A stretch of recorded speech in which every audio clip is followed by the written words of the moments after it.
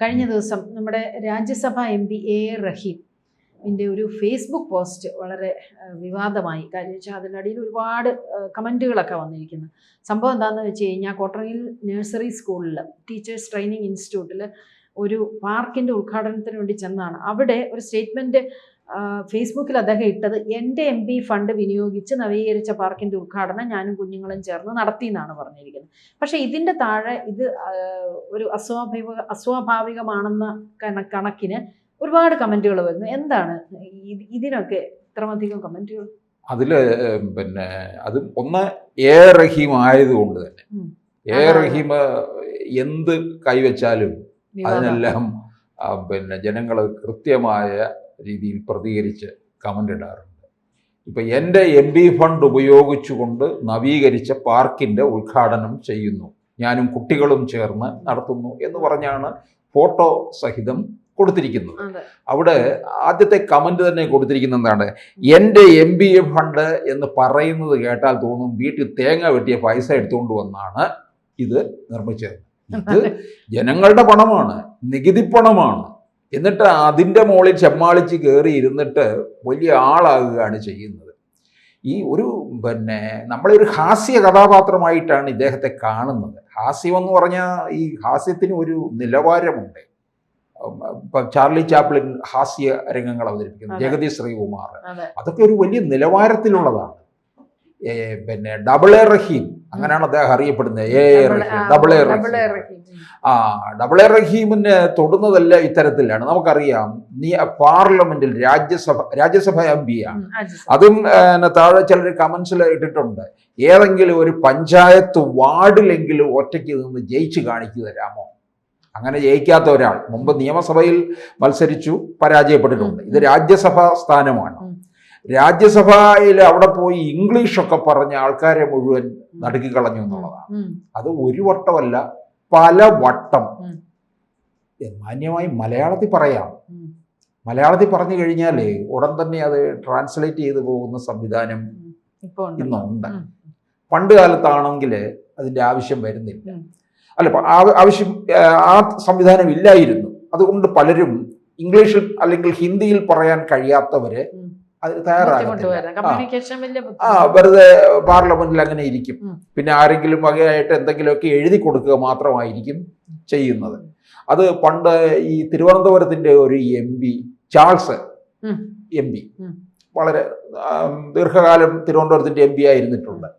അദ്ദേഹം പാർലമെന്റിൽ ചെന്ന ഒന്ന് സംസാരിക്കത്തില്ല.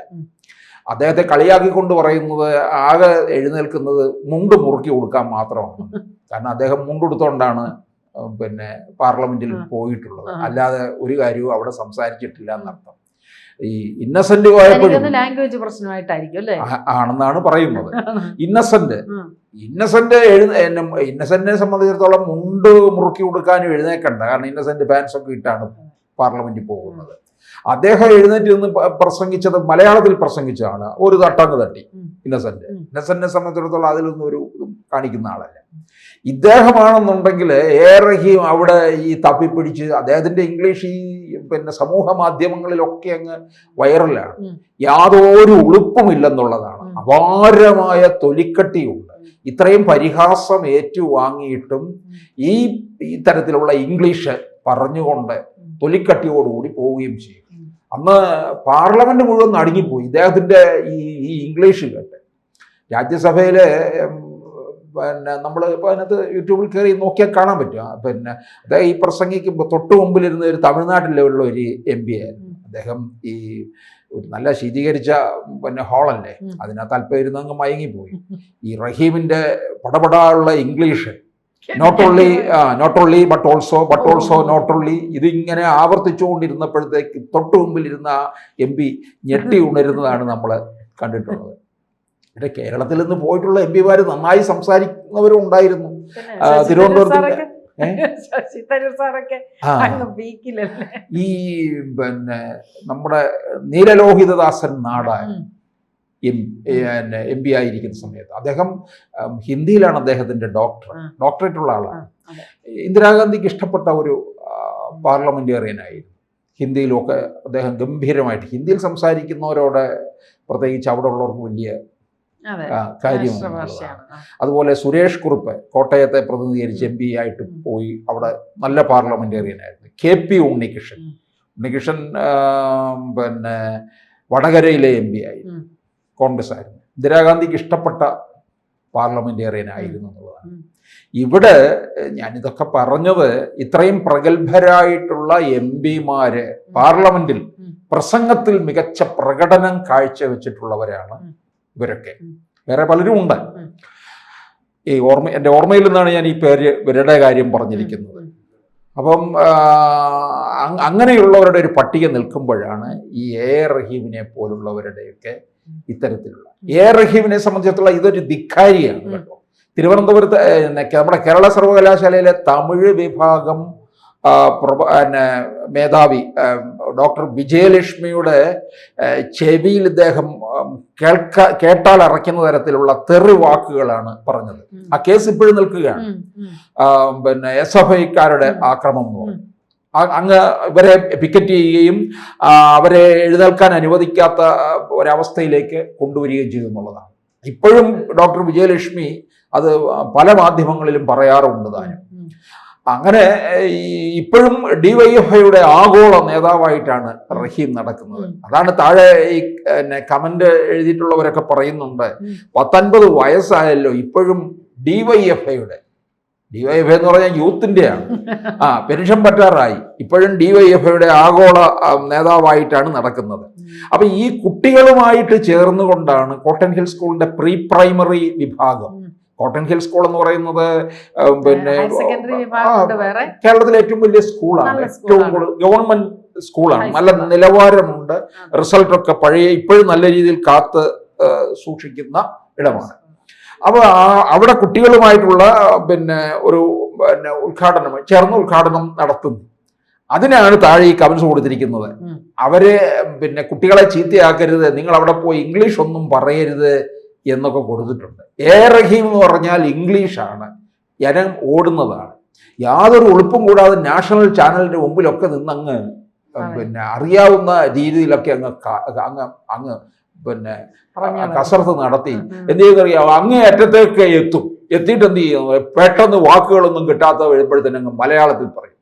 രാജ്യസഭയിൽ ഒരിക്കൽ ഉണ്ടായി ഇങ്ങനെ, അങ്ങോട്ട് എഴുതി വെച്ചത് ഇങ്ങനെ അങ്ങ് തകർക്കുകയാണ്.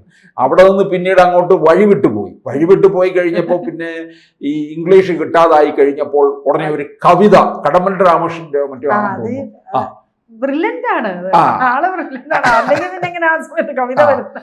അല്ല, ഇതൊക്കെ ഇവര് പഠിച്ചു വെച്ചിരിക്കുന്ന കുറെ ഇവരെ പുകഴ്ത്തിയിട്ടുള്ള കുറെ കവികളും ഒക്കെ ഉണ്ട്. അവരുടെ കവിതയില് 4 വരിയൊക്കെ ഇങ്ങോട്ട് ചൊല്ലുന്ന ഒരു ഏർപ്പാടുണ്ട്. അതായത് ഏതാണ്ട് ഇപ്പോൾ ഒരാൾ ചോദിക്കുകയാണ്, തെരഞ്ഞെടുപ്പിൽ മത്സരിക്കാതെ MP ആയി, പക്ഷെ തെരഞ്ഞെടുപ്പിൽ നിന്നാൽ താങ്കൾ ഒരു പഞ്ചായത്തിൽ പോലും വിജയിക്കില്ല.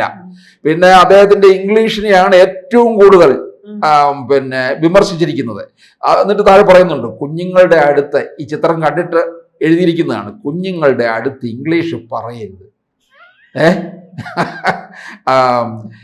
എന്നിട്ട് എൻ്റെ MP ഫണ്ട്, അതിനെയാണ് ഏറ്റവും കൂടുതൽ പേര് വിമർശിച്ചിരിക്കുന്നത്. എൻ്റെ MP ഫണ്ടോ, താൻ ആരാണ്, ഞങ്ങൾ ജനങ്ങളുടെ ജോലിക്കാരനല്ലാതെ ഒന്നുമല്ല എന്ന് പറഞ്ഞുകൊണ്ട് അതിനെതിരെ അതിശക്തമായ വിമർശനം ഉയർത്തിയിട്ടുണ്ട്.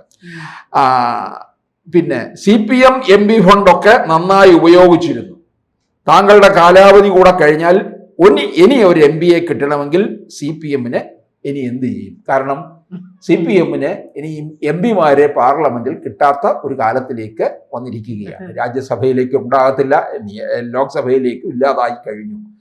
ദേശീയ തലത്തിൽ തന്നെ വലിയ ഒരു കാലത്ത് 45-48 MP-മാരൊക്കെ ഉണ്ടായിരുന്ന ഇടതുപക്ഷ ശക്തി ഇന്ന് ശുഷ്കമായി തീർന്നിരിക്കുന്നു.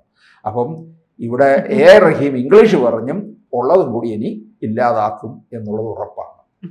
കൂടുതൽ വാർത്തകളും വിശേഷങ്ങളും നിങ്ങളിലേക്ക് എത്താൻ ABC മലയാളം സബ്സ്ക്രൈബ് ചെയ്യുക, ബെൽ ബട്ടണും അമർത്തുക.